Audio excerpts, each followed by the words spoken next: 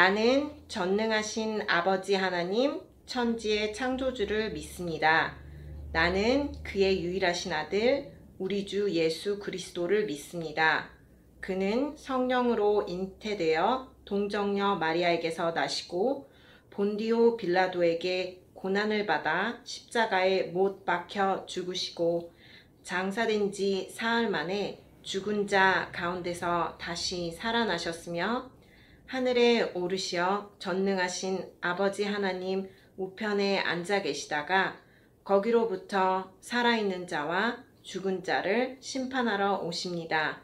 나는 성령을 믿으며 거룩한 공교회와 성도의 교제와 죄를 용서받는 것과 몸의 부활과 영생을 믿습니다. 아멘. 자, 오늘 예배를 위하여서 우리 같이 기도하시겠습니다. 두 손 모으고 예쁜 자세로 기도할게요. 하나님 감사합니다. 오늘도 주님 이렇게 우리 친구들과 함께 예배 드릴 수 있게 인도해 주셔서 감사합니다. 저희 친구들 이렇게 날씨도 추운데 감기 걸리지 않고 바이러스도 안 걸리게 해주신 주님 앞에 감사드립니다. 혹여 친구들 중에 아픈 친구들 있으면 빨리 나을 수 있도록 주님 도와주세요. 오늘 말씀을 듣습니다. 오늘 말씀이 우리 친구들 마음속에 깊이 새겨서 주님을 늘 찬양하는 우리 친구들 될 수 있도록 인도해 주세요. 예수님 이름으로 기도했습니다. 아멘. 친구들 한 주간도 잘 지냈나요?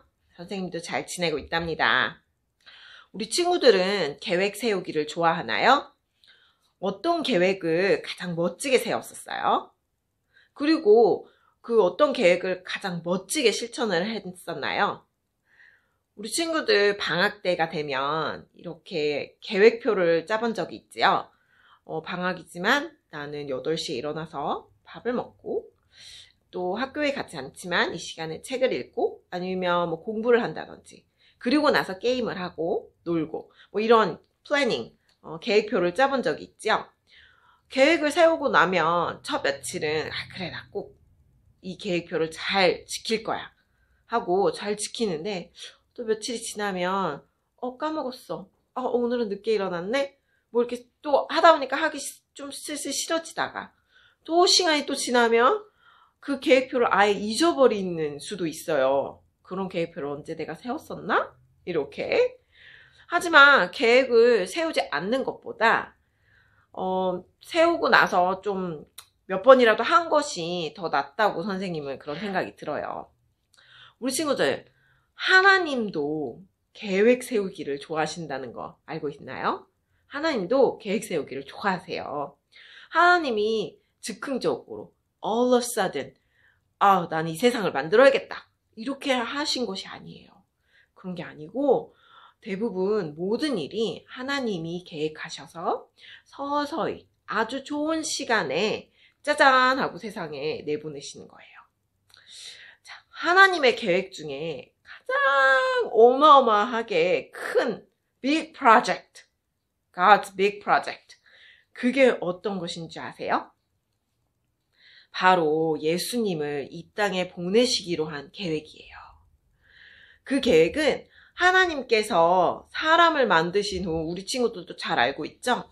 우리를 이 땅에 만드신 후에 우리들이 죄를 이제 아담과 하와부터 시작해서 죄를 너무 많이 지었어요. 그래서 용서하시기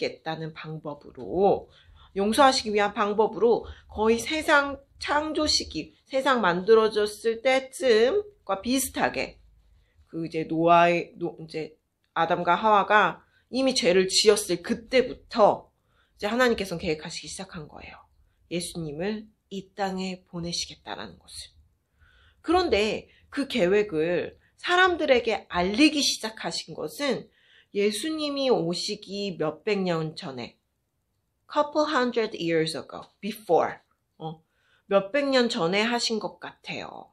일단 우리 성경 말씀으로 한번 들어가 볼게요. 하나님은 이사야 선지자에게 말씀하셨어요.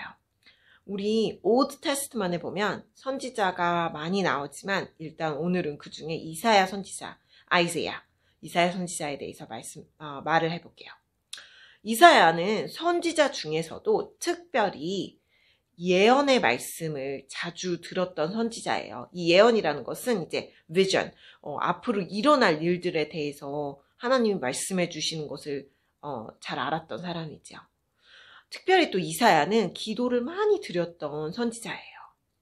제사장들과 이제 예배하는 경배자들이 매일 드리는 예식을 마친 후에 모두 성전을 떠나갔지만 혼자 남아서 열심히 기도에 몰두한 사람 중에 하나인 이사야는 하나님이 그 이사야를 아주 귀하게 여기셨어요. 이사야는 자기 백성들이 처해 있는 상황 가운데서 죄를 떠나기 위해 더욱 무릎 꿇고 열심히 기도했지요. 이사야는 자기 백성들이 처해 있는 상황 가운데서 죄를 떠나기 위해 더욱 무릎 꿇고 열심히 기도했어요. 간절히 기도하는 이사야 주위에는 성스럽고 경건한 기운이 감돌았어요. 바로 그 순간 아주 기이한, 아주 신기한 장면들이 눈에 들어오고 하나님의 말씀이 이사야에게 임했어요. 이사야는 임마누엘이 오실 것을 예언하였어요. 예수님이 오실 것이다라는 것을. 이사야는 예수님이 태어나기 무려 700년 전의 사람이에요. 그런데 하나님은 이사야에게 예수님이 오실 것을 대해서 말씀해 주셨어요. 자, 우리 오늘 말씀을 같이 읽을게요. 마태복음 1장 22절의 말씀이에요. 이 모든 일이 된 것은 주께서 선지자로 하신 말씀을 이루려 하심이니 이르시되. 아멘. 자, 영어 성경 같은 친구들 위해서도 같이 읽어볼게요. Look at Matthew chapter 1 verse 22. All this took place to fulfill what the Lord had said through the prophet. 오래전 우리를 구원할 예수님께서 이 땅에 오신다는 사실을 하나님께서는 미리 알려주셨어요. 몇몇 선지자들 중에서도 이사야 선지자에게 하나님께서 예수님이 오실 것에 대해 자세하게 말씀을 해주셨지요. 또한 이사야서 7장 14절에 보면, 이건 선생님이 읽어줄게요. 그러므로 주께서 친히 징조를 너희에게 주실 것이라. 보라, 처녀가 잉태하여 아들을 낳을 것이요 그의 이름을 임마누엘이라 하리라. 아멘.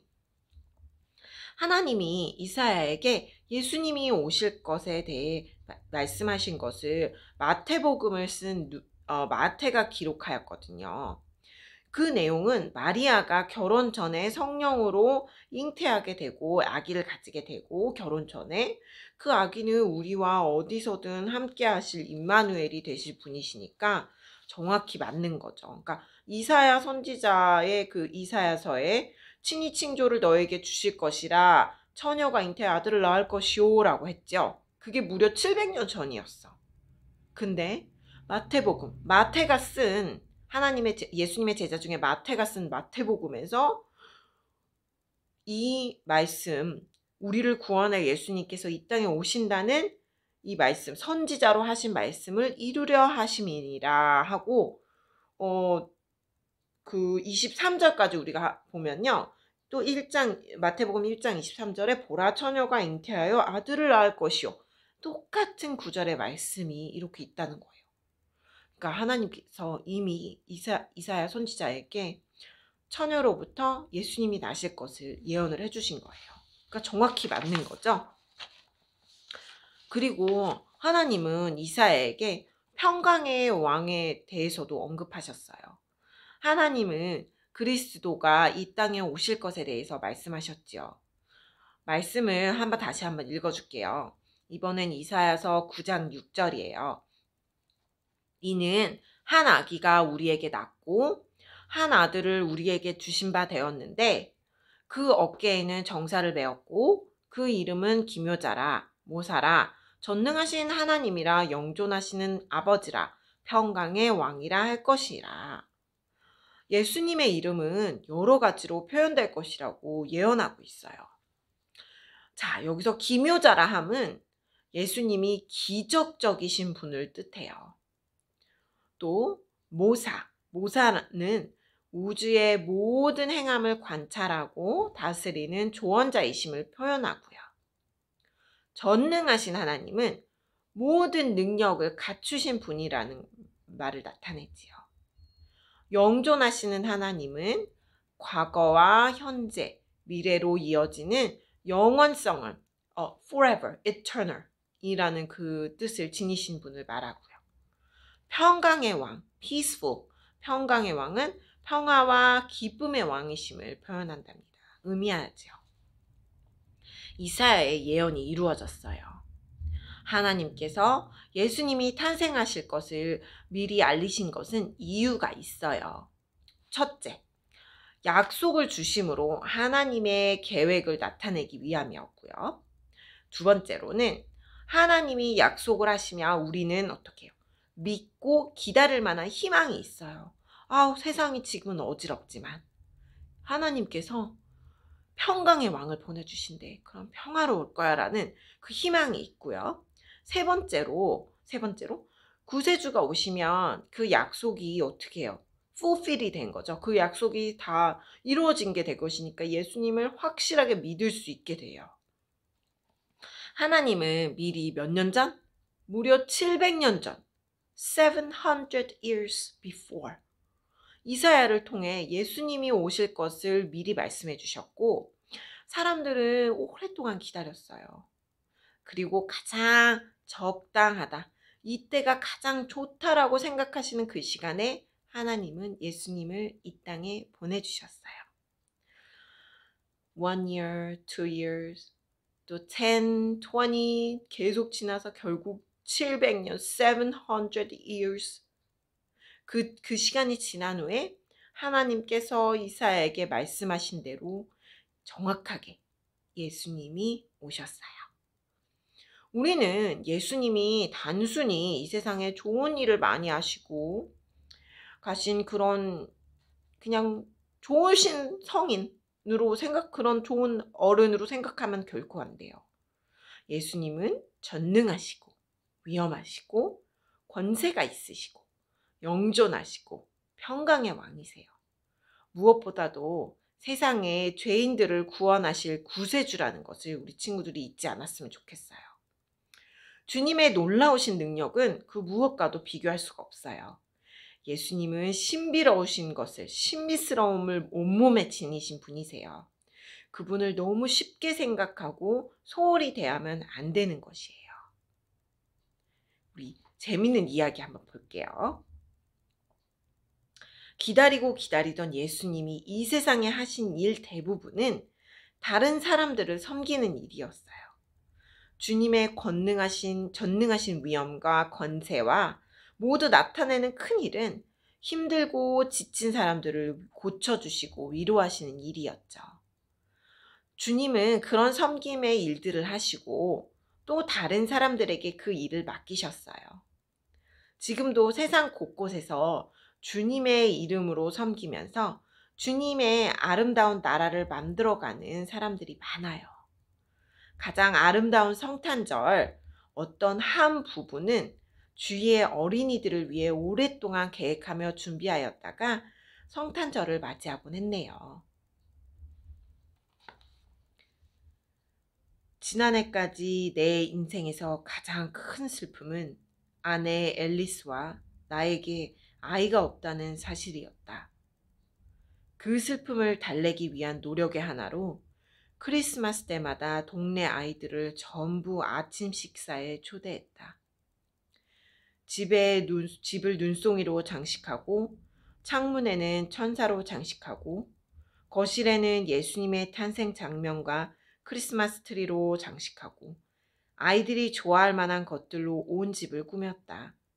꼬마 손님들이 도착하면 대개 10명에서 15명이 되었는데 기도를 하고 지팡이 모양의 사탕으로 장식한 오렌지 주스 등을 또 맛있는 음식을 함께 먹었다. 식사가 끝나면 모두에게 선물을 나눠주었다. 아이들이 순서를 기다리느냐 애써 참는 모습을 보는 기쁨이 우리에게 있었다. 크리스마스를 6주 정도 남겨둔 지난해 아내 앨리스가 세상을 떠났다. 나는 일에 집중할 수가 없었다. 간단히 끼니를 때울 정도의 요리밖에는 할 수 없었다. 때때로 한 곳에 꼼짝 않고 몇 시간씩 앉아 있다가 갑자기 슬픔에 복받치는 울음을 주체할 수 없어 울곤 했다. 매년 하던 크리스마스 아침 식사 초대는 하지 않기로 했다. 그러자 옆집에 살던 세 자녀를 둔 캐시와 피터가 나를 크리스마스 이브 저녁에 초대했다. 내가 그 집에 도착해서 코트를 벗자마자 캐피가 내게 집에 혹시 우유가 있냐고 물었다. 아, 그럼요. 금방 가서 가져올게요. 하고 대답하자 캐피가 말했다. 아니에요. 와서 이쪽으로 앉으세요. 언제 오시나 우리 아이들이 많이 기다렸거든요. 남편에게 열쇠를 주시면 얼른 가져오도록 할게요. 나는 자리에 앉아 8살 된 베스와 6살 된 지미와 정답게 이야기할 준비를 했다. 그 막내딸은 2층에서 자고 있었다. 하지만 갑자기 말문이 막혔다. 아, 베스와 지미가 크리스마스 아침 식사에 관해 물어보면 뭐라고 이야기하지? 아이들의 눈에 내가 이기적이거나 자기 연민에 빠진 어른으로 보이지 않을까? 이야기가 길어질수록 아이들이 크리스마스 아침 식사에 관한 이야기를 기억하면서도 내가 당황할까봐 일부러 이야기하지 않는다는 확신이 들었다. 저녁 식사를 마친 후 우리는 함께 저녁 예배를 드리러 갔다. 예배가 끝나자 그들은 나를 우리 집 앞에 내려주었다. 고맙다는 인사를 하고 메리 크리스마스를 외치며 집으로 가던 나는 놀라운 전경을 보았다. 처음에는 피터가 우유를 가져가면서 우리 집에 불 끄는 것을 깜빡 잊었구나라고 생각했는데 자세히 보니 누군가가 우리 집 창문에 눈송이와 천사를 장식해 놓은 것이 아닌가. 현관문을 열자 온통 크리스마스 장식으로 뒤덮인 집안 풍경이 눈에 들어왔다. 크리스마스 트리, 예수님의 탄생 장면, 촛불 장식 등과 함께 식탁은 앨리스가 즐겨 사용하던 초록색 식탁보로 덮여 있었고 한가운데는 그녀의 소나무 장식이 놓여 있었다. 얼마나 감격했는지 나는 그 순간 매년 하던 크리스마스 아침 식사를 이번에도 할 수 있으면 얼마나 좋을까 생각했지만 이미 늦었다. 음식이 하나도 준비되어 있지 않았던 것이다. 다음날 아침 일찍 맛있는 빵을 든 5살짜리 꼬마가 배를 둘렀다. 무슨 일이라고 묻기도 전에 2명의 꼬마가 또 집에 도착했다. 한 아이는 베이컨 덩어리를 가져왔고 다른 아이는 오렌지 주스가 가득 든 병을 들고 있었다. 그 후로 15분이 지나자 우리 집은 동네 아이들로 가득 찼다. 매년 내가 준비한 음식들을 이번에는 아이들이 전부 가져온 것이다. 나는 너무 기뻤지만 마음속으로는 내심 꼬마 손님들을 실망시킬까 걱정이 되었다. 이 파티에는 매년 있던 선물이 빠져 있던 것이다. 9시 반쯤 되자 또 다른 일이 준비되어 있었다. 옆집 캐피가 뒷문을 열고 슬그머니 들어온 것이다. 아침 식사는 어땠어요? 그녀가 물었다. 아, 정말 최고였어요. 하고 내가 대답했다. 그러나 그녀는 싱크대 위에 쇼핑백을 놓으며 이것 좀 보세요 라고 말했다. 아, 또 음식을 가져왔군요. 한번 보세요. 쇼핑백 속에는 아이들의 이름이 하나하나 적힌 포장된 선물들이 가득 들어 있었고 그 선물들마다 아내 이름이 쓰여 있었다. 메리 크리스마스, 멜리우스키 할머니로부터. 그 순간 나는 정말 행복했다. 그 행복은 단지 꼬마 손님들에게 준 선물이 생겨서 이제는 안심해도 된다는 생각에서 온 것이 아니었다. 우리 이웃 모두가 사랑으로 하나 되었다는 데서 오는 행복이었다. 2000년 전 베들레헴으로 보내신 하나님의 사랑의 선물을 기념하는 날. 내가 받은 사랑의 선물은 참으로 소중한 것이었다. 누구에게 감사해야 할지 몰라서 그날 밤 나는 하나님께 감사의 기도를 드렸다. 내 이웃들에게 할 수 있는 가장 큰 감사의 말을 하나님께 직접 드린 것이다.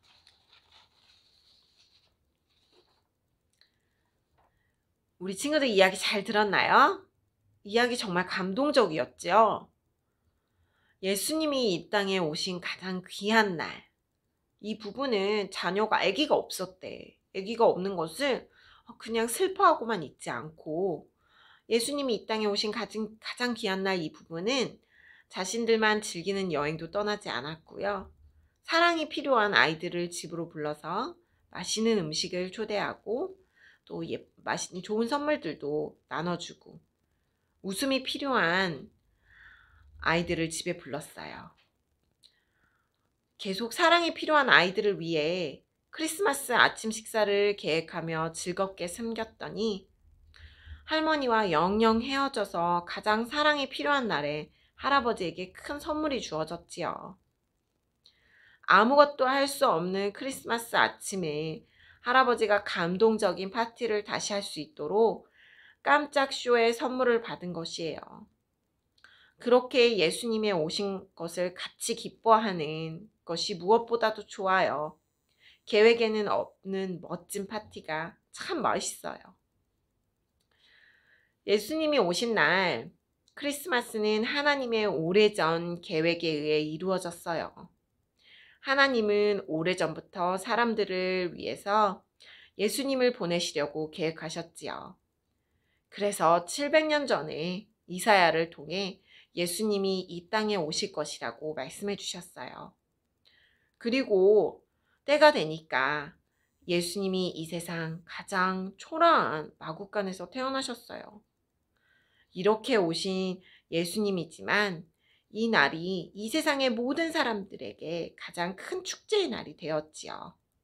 그래서 이렇게 기쁜 날 사람들은 많은 계획을 세워서 멋진 일들을 해요. 이렇게 귀한 날을 의미 없이 보내면 안 되지요. 하나님도 오래전부터 계획을 세워서 우리 사람들 모두에게 상상할 수 없는 방법으로 멋진 선물을 주신 성탄절. 바로 이날에 우리 친구들은 어떤 또 멋진 계획을 하고 또 실천할 것일까요? 우리 아까 보았던 이야기는 할아버지와 할머니, 주위의 아이들을 위한 크리스마스 아침 식사와 선물을 준비하는 계획을 세워 오랫동안 실천했지요. 우리 친구들은 어떤 계획을 세워서 예수님이 오신 이날, 빛이 나는 성탄절을 보내게 될 수 있나요? 어떤 사람들은 떠들썩하게 화려하게 파티를 하는 계획을 즐겼을 거예요, 세우고. 어떤 사람들은 가고 싶은 곳을 여행하는 계획을 세우고요. 또 어떤 사람들은 갖고 싶었던 물건을 싸게 구입하는 계획도 세우고요. 또 어떤 사람들은 갖고 싶었던 물건을 또 어떻게 하면 갖게 될까라는 계획도 세울 수 있겠죠. 하지만 또 어떤 사람들은 외롭다면서 아무 계획 없이 울적한 생각으로 이 날들을 크리스마스 전까지 보낼 수 있을지도 몰라요. 또 울고만 있을지도 모르고요. 어떤 사람들은 가난하면서 아무것도 못 산다면서 크리스마스 전까지 계속 불평만 하고 있을 수도 있고요. 우리 친구들은 무슨 계획을 하고 있나요? 아니면 또 그 계획을 어떻게 실천으로 옮길 것인가요? 이제 다가오는 성탄절 날, 우리 주님이 오신 날을 정말 아름다운 계획으로 정말 준비하면서 성탄절을 맞이했으면 좋겠어요. 같이 기도드리시겠습니다. 감사합니다. 주님, 오늘 말씀을 통하여서 정말 하나님께서 저희를 너무 사랑하셔서 오랫동안 그 아주 큰 계획을 세우시고 가장 적절한 때에 예수님을 보내주신 것에 대해 배웠습니다. 우리가 성탄절을 정말 생각하는 마음으로, 기다리는 마음으로 좋은 계획들을 세우고 실천에 옮길 수 있도록 우리 친구들에게 지혜를 허락해 주세요. 감사드리옵고 이 모든 말씀 예수님의 이름으로 기도드렸습니다. 아멘. 우리 이 시간에는 지난주에 일단 먼저 지난주에 나갔던 문제들을 정답을 맞추는 시간들을 가져볼게요. 자, 지난주까지 우리는 다윗에 대해서 배웠어요. 자, 문제 1번. 아사헬의 형으로 동생을 죽인 아브넬에게 복수한 남쪽 유다의 장군은 누구인가요? 그래서 그 유다 장군의 이름은 요압, 3번 요압이었어요. 문제 2. 예루살렘 성으로 하나님의 궤를 옮길 때 다윗은 무엇을 하였나요? 해서 맞아요. 다윗은 정답은 4번 춤추며 기뻐했어요. 3. 우리아의 아내로 다윗과 결혼하여 솔로몬을 낳은 여인은 누구인가요? 해서 2번 밧세바가 정답이었어요. 정답을 맞춘 우리 친구들 축하합니다. 참 잘했어요. 이번 주에는 문제는 없어요. 문제는 없는데 두 가지가 있어요. 자, 첫 번째는 오늘 말씀 마태복음 1장 22절 말씀 기억하지요? 이 모든 일이 된 것은 주께서 선지자로 하신 말씀을 이루려 하심이니 이르시되. 자, 마태복음 1장 22절 말씀을 잘 외워서 엄마에게 동영상 찍어서 선생님께 보내주세요 라고 이제 하면 되고요. 그리고 두 번째는 성탄절이 이제 크리스마스 오기 전까지 우리 친구들이 어떤 좋은 계획을 가지고 무언가 계획을 세웠으면 좋겠어요. 크리스마스 전까지 나는 하루에 예수님에 관한 말씀을 한 장씩 읽어볼게요. 라든지 크리스마스 전까지 저는 방을 매일매일 깨끗이 치울게요 라는 그런 계획들, 그리고 잘 실천했으면 좋겠어요. 그 계획들을 커멘트에 적어주면 좋겠어요. 그러면 이 두 가지를 잘 하신 친구에겐 또 여전히 달란트가 나가고 이제 12월 마지막 때까지 우리 달란트 열심히 모은 걸로 또 우리 정말 좋은 거 살 수 있게 선생님이 또 기프트카드 보내줄게요. 이제 우리 주기도문으로 마칠 거예요. 우리 하늘에 계신 우리 아버지의 이름을 거룩하게 하시며 아버지의 나라가 오게 하시며 아버지의 뜻이 하늘에서와 같이 땅에서도 이루어지게 하소서.